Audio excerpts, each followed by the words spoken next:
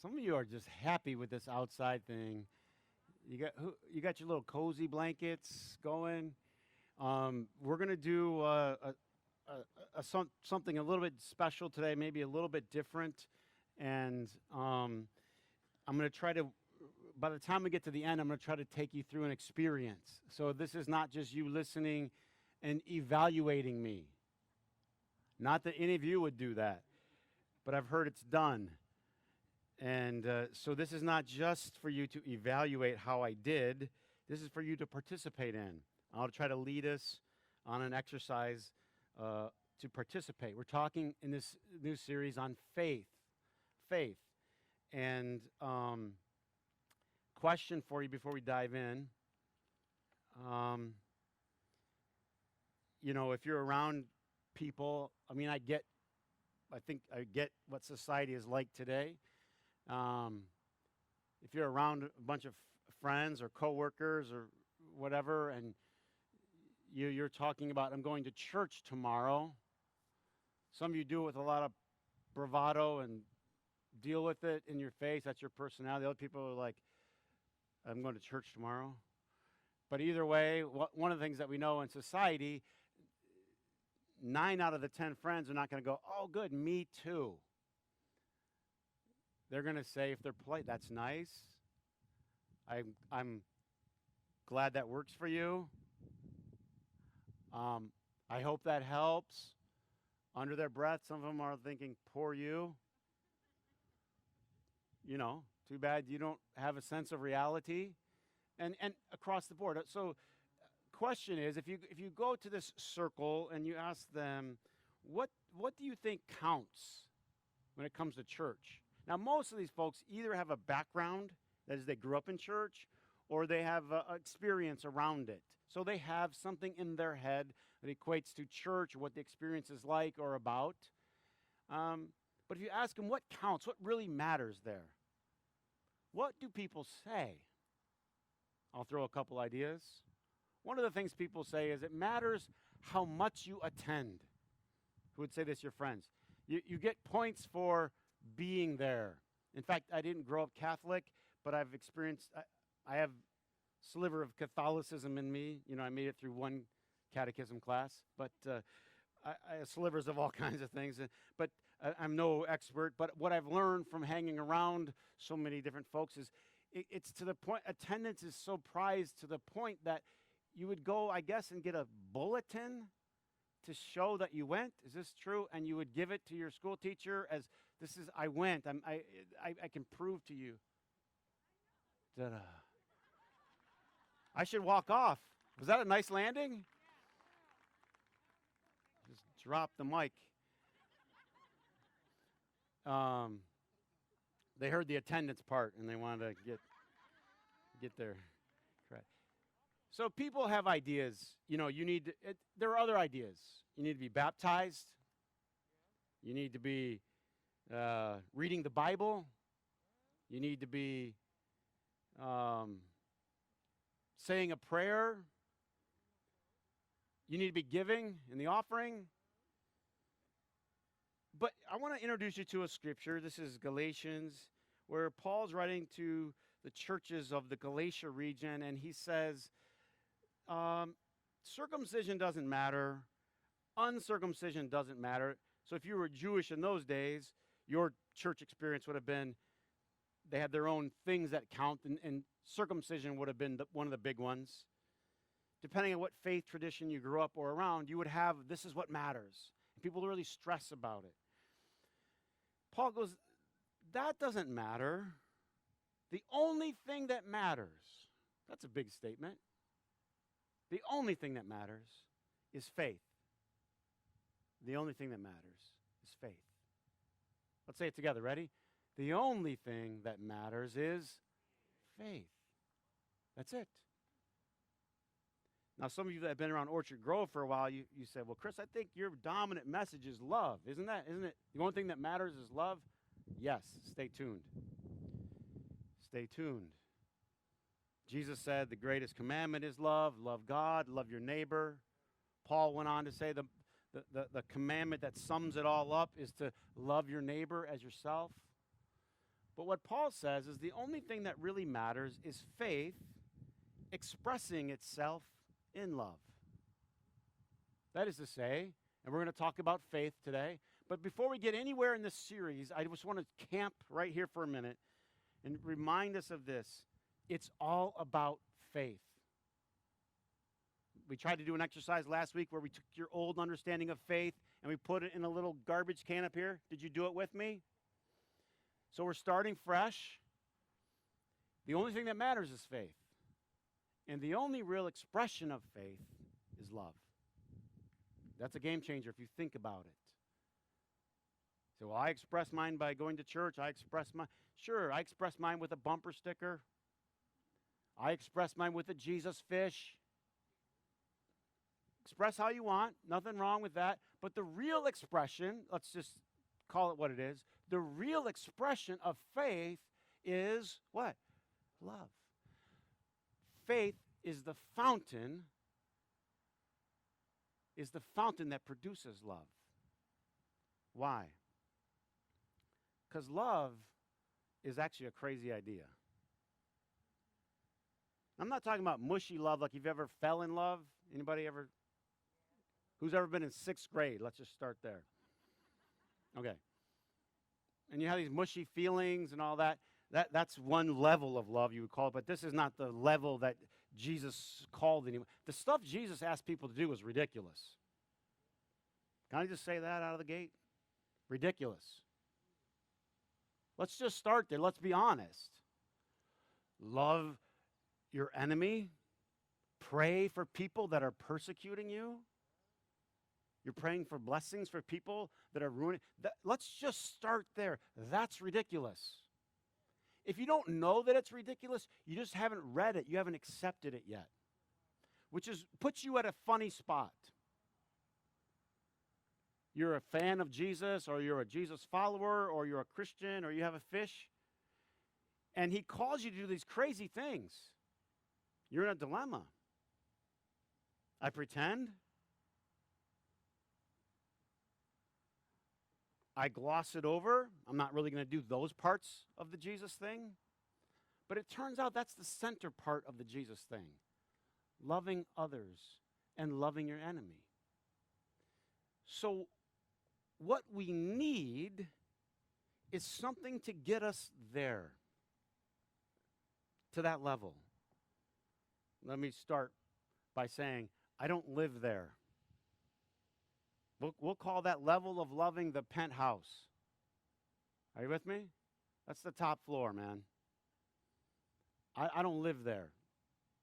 I know a couple people in this congregation that spend a lot of time there. I really do. I don't. And you, as a pastor, I probably should. I would say I visited there a couple times. You know what I mean? Like I snuck in the elevator. You know the elevators with the secret keys and all that? But I don't live there. That level is different. But it doesn't change what Jesus called us to. Are you staying with me? It doesn't change. That's where we're headed. That's where we're going. That's what we're going to become. That's what we're learning to do. To love insanely.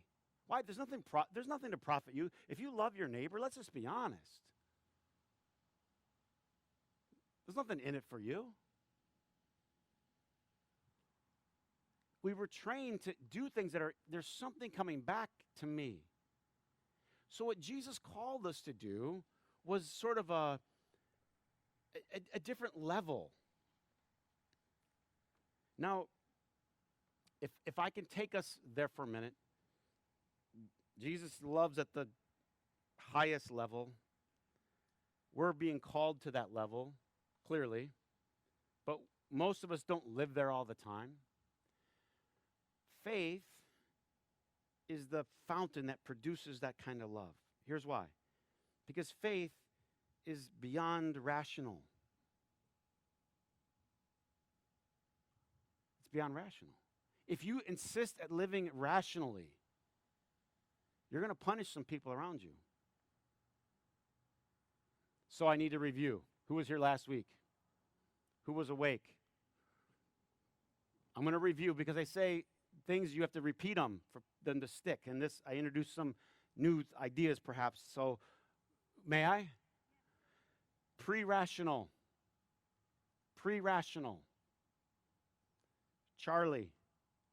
Pre-rational. Not there yet. Can't think rationally. Can't think rational thoughts. Children. All right? Rational. Logical thoughts. Are you with me? And then there's another level. I put the label, I like the label, trans-rational. It transcends. So think of transcending to the higher. It's a trans-rational. Now here's the thing. Think about this. When someone comes and says, you are not rational, don't get defensive. What people do all the time is say non-rational, by definition, pre-rational is what? Non-rational. By definition, trans-rational is also not rational, by definition. But it doesn't mean that you're a moron. By definition. But what happens all the time is I see all these people who are followers and they get baited into this thing and someone says you're not rational, and so we start arguing with people. We're going to prove that our faith is rational. It's like we're going to prove, we found the bones of Jonah's whale and we're doing DNA. We have some of Jonah's flesh in his gut. And,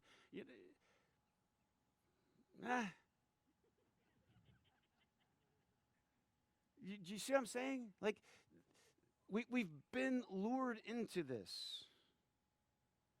But trans-rational is not rational. And if you start to visit here, you're going to do some things that are not for you. They're not logical. They're loving. Logic has its limits.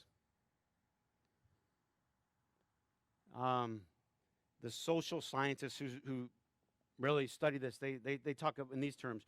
You transcend as you go through these levels, but you include as well. You transcend them, but you include them. Why am I spending a little time talking about this? Because I think it's so important, because we're having these food fights here in a church in America. We're having food fights over the rational thing. We're trying to prove our church is more rational. Our faith is rational, and we're getting baited into this thing that we don't need to be baited into. We just go, someone says, your faith isn't rational, you go, I know. Poor me. But what we want to do is go, no, did you know they found a piece of Noah's Ark up on Mount Ararat? You read in some article somewhere? You say, I know.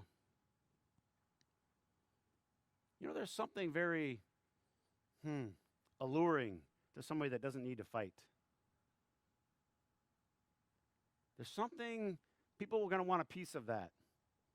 The other day, Charlie has these little snacks she calls puffs. You know, the little puffs? Puffs, Daddy, puffs.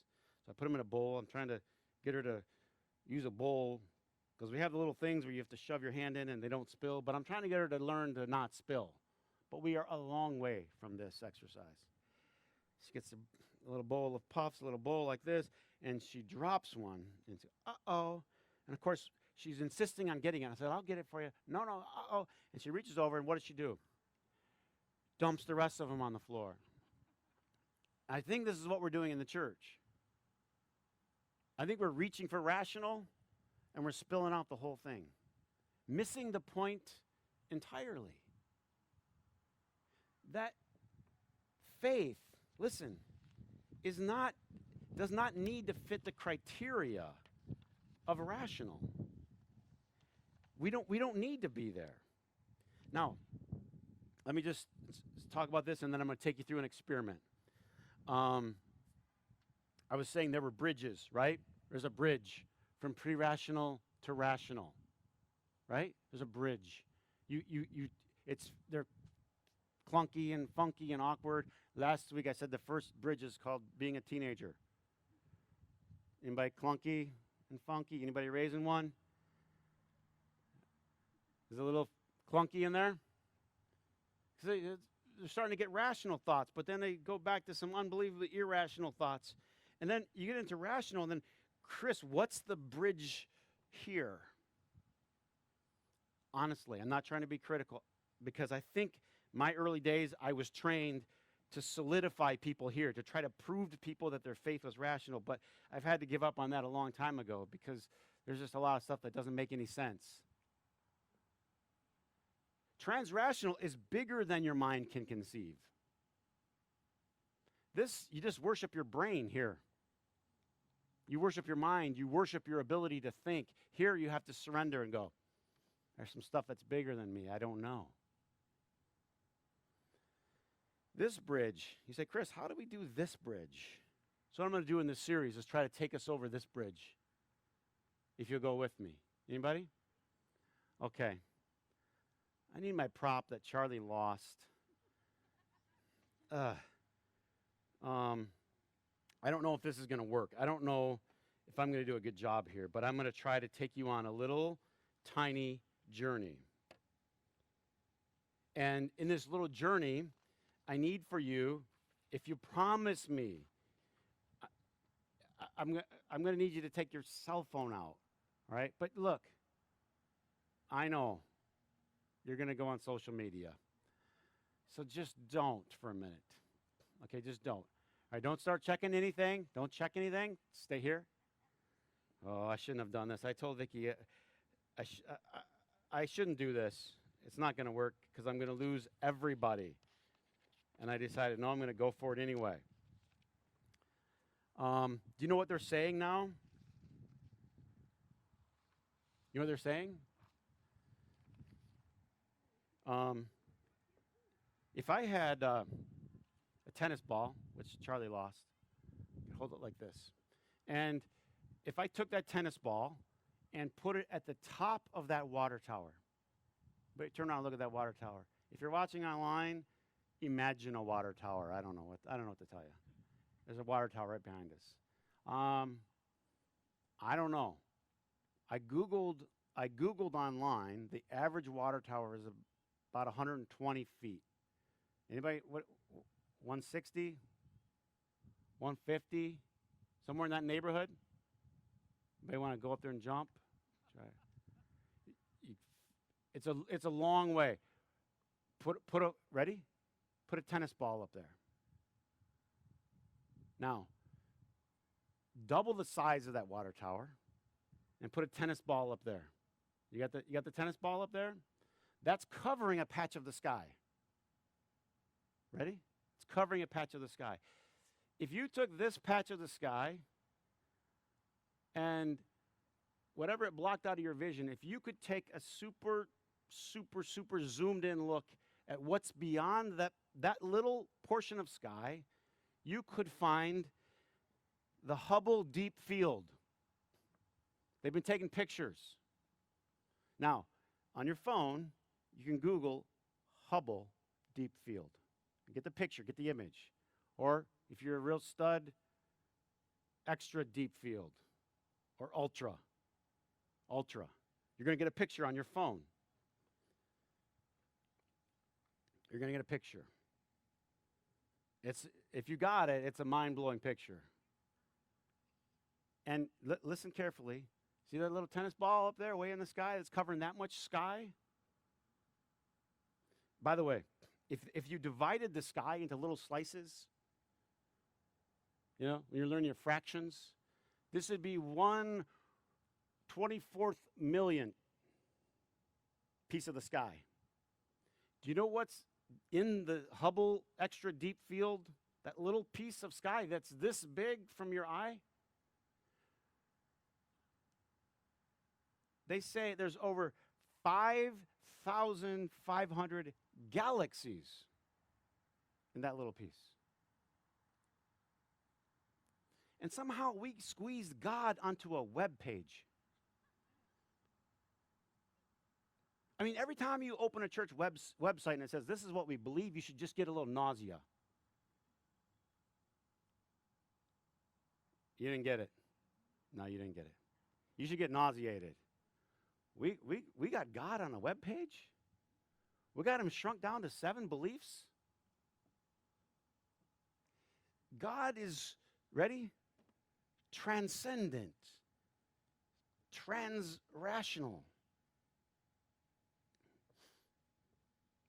We have a lot of fighting in our world today, and we need some fixes. We do. Can I share a thought? I'm not the expert, but I think part of it is we're fighting here. It's all logic. Everyone has an argument, and they bring their facts from their website, their favorite website, over to the argument, and they argue. This is why our team's, and this is why your team's wrong. And it gets very heated. By the way, the same thing happens in families. The same thing happens in sports teams. The same thing happens in businesses. And we're fighting this. What I'm trying to tell you is this. Transcend and include. Logic has its limits. It just does. Do you know how South Africa got out of their mess when apartheid fell? Logic. They all sat down and got logical. No, they didn't throw logic away, but they had to transcend logic. They had to go to another level. It took some spiritual leaders, and a word I'm not afraid to use, spiritual guidance, to bring that nation through what could have been an absolute bloodbath. Because love is not logical. There's nothing in it for you. So I thought that's what love was. It was like this whole feeling, and it's all about me. Try it. And it'll work for 5 minutes. By the way, who's ever had an argument in the home and you logicked your way out of it? Huh? How many guys, let me talk to the men for a minute out there. Well, if you just blah, blah, blah, blah. And the reason they start to sound muffled because now they're literally in a doghouse with the rest of the sentence. Blah, blah, blah. Because we're not looking for that here, bro. What are we looking for? A little love, a little understanding, a little transcendence. It's the only way out. This is the only way out. Why Jesus kept talking about these kinds of things? Because this is beyond the, let's go back, pre-rational instinct. I do what I feel immediately. Animals do that. The dog does that, right? It's my instinct. Little Charlie, instinct. Here you get to rational. You start to use your intellect. Over here you use your intuition.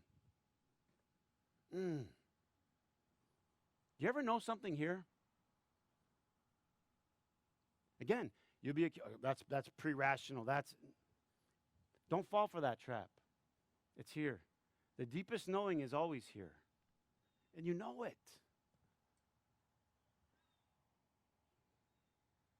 The reason that the fights stop here is because here we're protecting our ego and our ideas. We want our idea to win.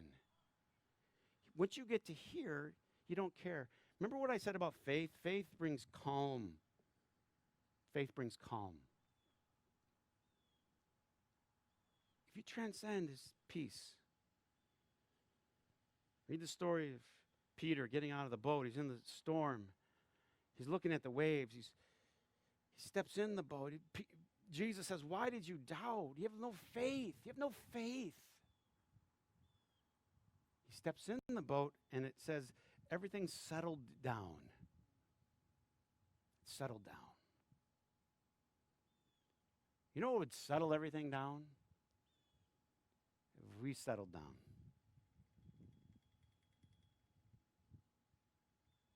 If we just trusted. Faith is not pie in the sky. Faith is powerful. Faith could change everything. At this, you're fighting, you're killing. At this level, you're fighting disguised as debating. But it's all about win and lose. It's win or lose. But when you get here, it's different. Which gives me new meaning to the phrase in the scripture, peace that surpasses understanding, surpasses rationality. I don't know why I'm at peace, but I am. Okay. You know why I had you do this whole thing with a tennis ball in the sky? Because one of the leading atheists in America today, a guy named Sam Harris, I'll paraphrase, said that was a spiritual experience for him. Is a guy like that allowed to have a spiritual experience? Looking at the Hubble extra deep field, you almost can't not have one. So I'm going to take you on a little journey. Dale's going to come help me with this one. All right? If you have it on your phone, you can look at it as long as you're not looking at Facebook. God help us. Just kidding. It's okay for the good things, right? Just chill out for the other things. It's not the, what do they say? It's not the medium. It's not the platform. All right, so here we go. Exercise 1. We're going to go over the, let me just say this while the band's setting up. One of the other problems I think that we have is everybody has a different language. So during the series, we're going to talk about how do I get to this, how do I get to trans-rational or faith? Well, you have to, there's something that's going to speak to you that won't speak to everyone else. Last week we talked about music, so we're going to do some music today, because some people, they just transcend. They just feel differently. To some people, it's nature. Which is why the craziest things people say, well, I don't have to go to church to have faith, and then people argue. Well, blah, blah. Just go, of course you don't. Why do you have to argue? Of course you don't. You don't need to go to church to have faith. You might want to go for a little maintenance now and then, but you don't have to go. Ever. Oh, Chris, you're really screwing it up today. You don't ever have to go. Paul goes, you don't need circumcision. The only thing that counts is faith. What fixes your faith? What transcends? What helps you? If I can play a humble part, I want to play a part. But God knows you sitting on Lake Michigan isn't going to hurt. A little church skipping. Some of you could do a little church skipping. Are you clapping in the back? Are they clapping for that? That's something else. All right, so this is your first one. So close your eyes or take your screen, and only if you're looking at the Hubble deep field. All right, you can look at that. Otherwise, close your eyes.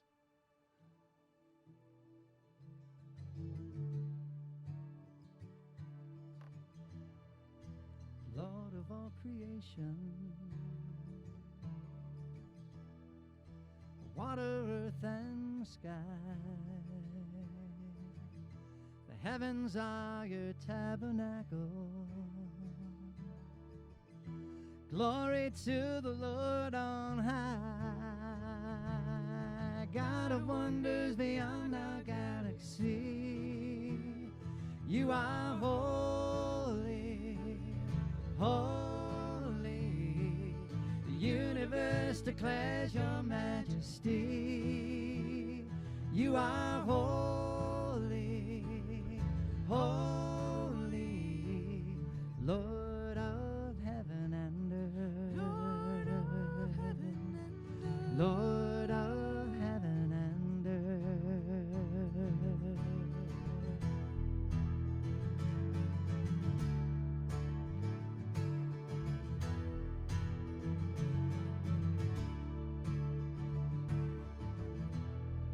And early in the morning, I will celebrate the light. And when I stumble in the darkness, Lord, I will call your name by night. God of wonders beyond our galaxy, you are holy, holy. The universe declares your majesty. You are holy,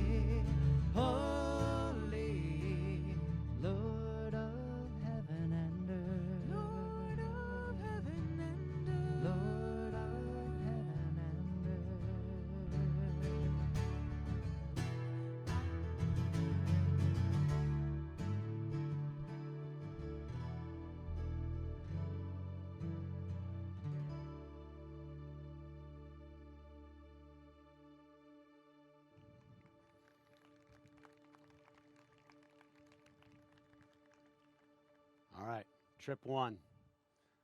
For some of you, that hits it, man. A little deep thought, a little music, a little transcend. I can transcend. I can get to a place of peace. Before I introduce the next one, let me just say something that might help. We talked about these stages. Pre-rational, I'm reviewing because they say if you just drive it in, they eventually remember. Rational, and what's over here? Transrational. Stages of our development. But there are also little states. So, you can be a rational person and revert back here. That's called an adult temper tantrum. You can jump to another state for a little bit. I don't live in this stage, but I can, and if I'm here, I can jump here. You can be a rational person, and you don't live in the penthouse, but you can visit. I've had some trans-rational experiences. And sometimes you've done some unbelievably loving things. They exceeded where you normally live. So these exercises are designed to get you to visit, until you get so comfortable there you just move in. I want to try to get you to visit. Think of it this way. You can be a bad golfer and hit a good shot now and then. That's me. I'm a bad guy. Once in a while I hit a good shot.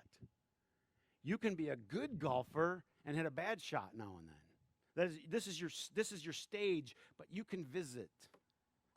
So we're going to try to visit. And one of the bridges, one of the languages that helps us get to this level is a very old tradition in the church. The Lord's Supper, communion, the Eucharist, however you grew up. And if you do it right, you can allow to be a meditative experience. Because one of the things that you won't want to hear about this next bridge is often it involves suffering or loss. I mean, people are all ears when you're talking about spiritual growth that get you to the top of the ladder. Dress for success. What was Zig Ziglar? See you at the top. Could you imagine Jesus' bestseller? See you at the bottom. They don't sell. See you at the bottom. But here's the good news. It's death and then it's what? Resurrection. It's death and resurrection. But the bridge is suffering sometimes. And so it's an experience, the Lord's Supper is an experience of remembering what Christ did for us. Identifying with his suffering. All right? So we're going to do a song together. And if you'd like to participate, we'll again ask you to sort of pace out. Just give people, the 6 feet in front of you in the line. There'll be long lines, but it's okay. Take our time. We'll meditate. You can put that phone away now.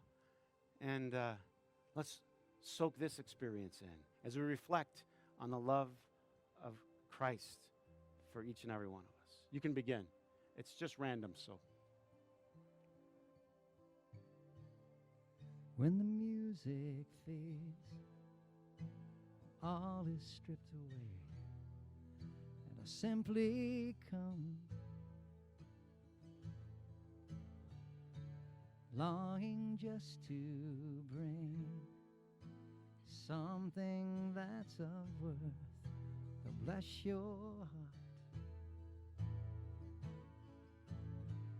I'll bring you more than a song, for a song in itself is not what you have required.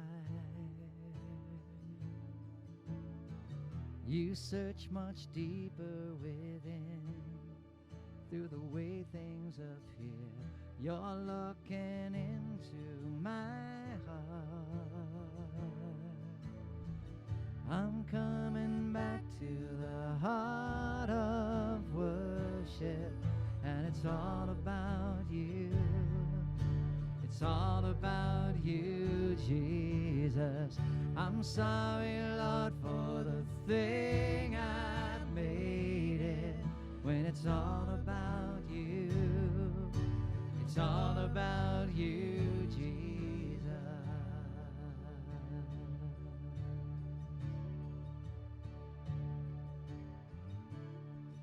King of endless worth, no one could express how much you deserve.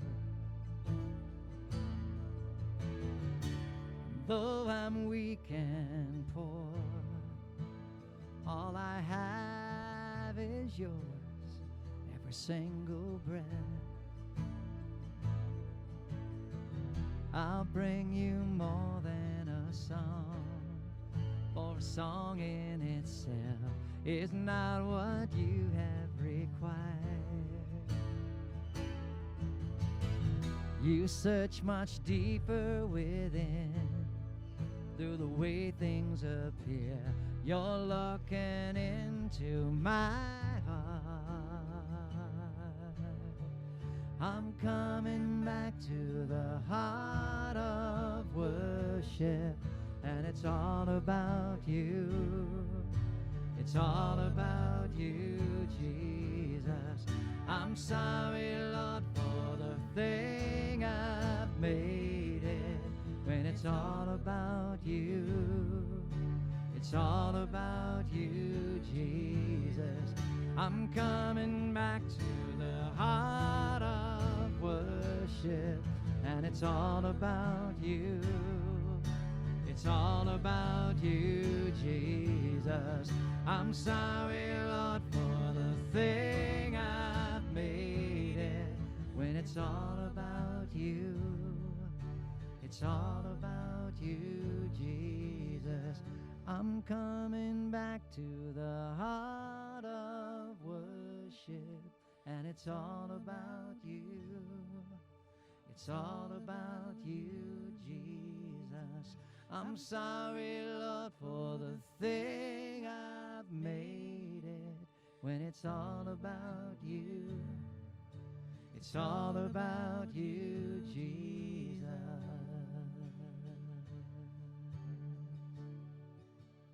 Oh, Jesus.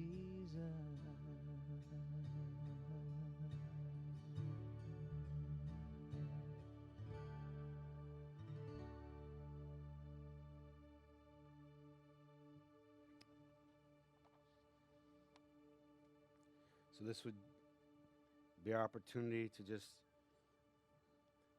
to pause, to think, to meditate, to remember. Great suffering, great sacrifice for you. Every once in a while I have experiences in my life. I'll go through moving some old boxes, and I'll find some of my dad's old things.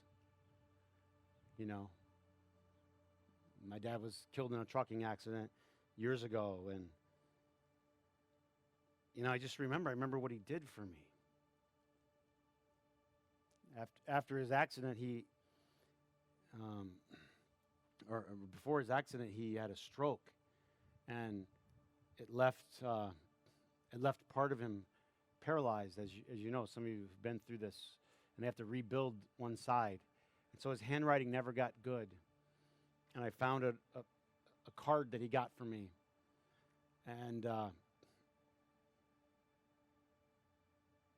every once in a while you have a transrational experience reading a card from your dad. Do you know what I mean? The handwriting's like a child. Actually, the one he bought me, it was all pink. It was obviously a card that anyone would have thought this is intended for a girl. And if I pull it out, I'd start to cry. Because if you remember deep love, sacrificial love, it can take you to another place. These aren't just exercises to just rip through and get on with your week. These were always designed to take you somewhere. Let it take you somewhere. On the night he was betrayed, he took bread. And he broke it. His body broken for you, the bread.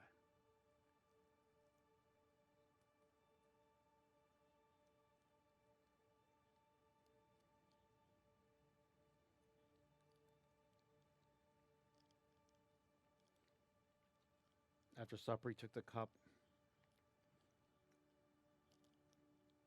This cup is the new covenant. Could I even push the envelope and say this is the next level? This is a new level. What I'm doing for you is not rational. And what I'm asking you to do for the world isn't rational either. You will have to transcend the new covenant. Blood being spilled.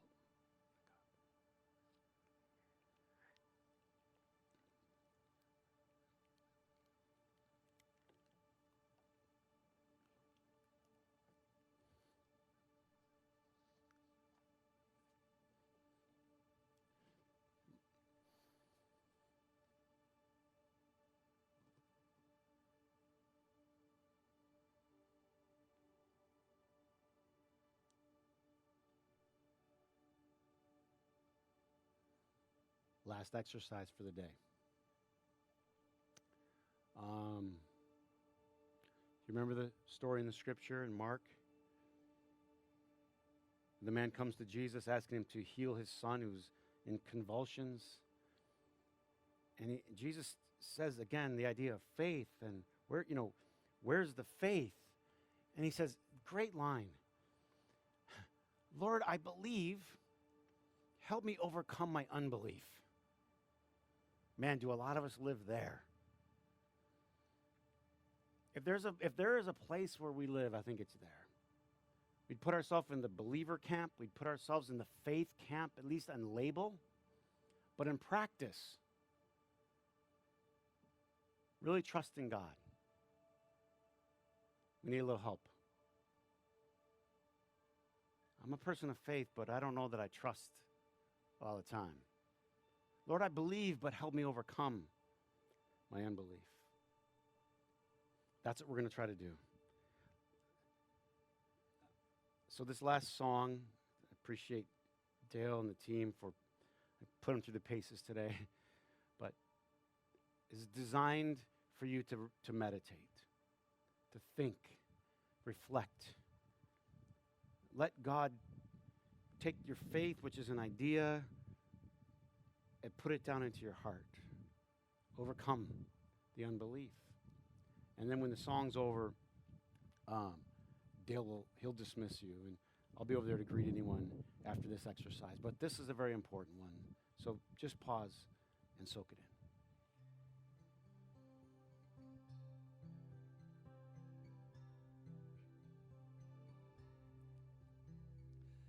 When peace like a river attendeth my highway, and sorrows and sea billows roll,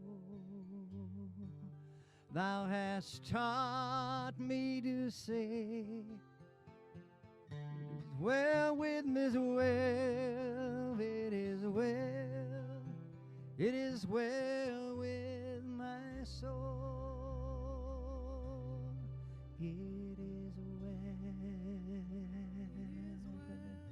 with my soul, it is well, it is well with my soul.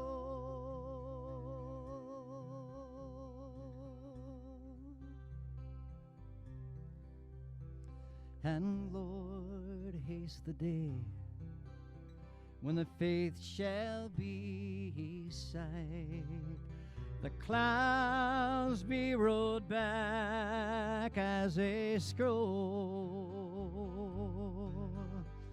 the trump shall resound, and the Lord shall descend. Even so, it is well with my soul. It is well with my soul. It is well, it is well with my soul. It is well with with my soul. It is well, it is well with my soul. God bless all of you. Have a great week.